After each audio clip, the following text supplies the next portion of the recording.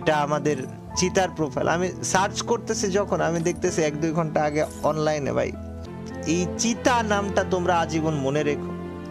এবং বাংলাদেশের ফ্রি ফায়ারের প্রতি আমার নিজের পার্সোনাল ভাবে রিকোয়েস্ট থাকবে যে চিতা নামটা এটা যেন ফ্রি ফায়ার স্পোর্টস এর সাথে আজীবন কানেক্টেড থাকে। ফ্রি ফায়ার নিজে যেন এই চিতা এই নামটাকে আলাদাভাবে রিকগনাইজেশন দেয়। ওর জন্য তোমরা দোয়া করো। মাত্র 20 বছর বয়সে ভাইটা আমাদের চলে গেছে।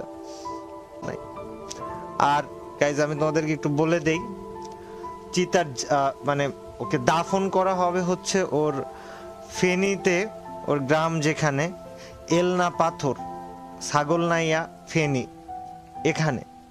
তো কেউ যাইতে চাইলে যাইতে পারো।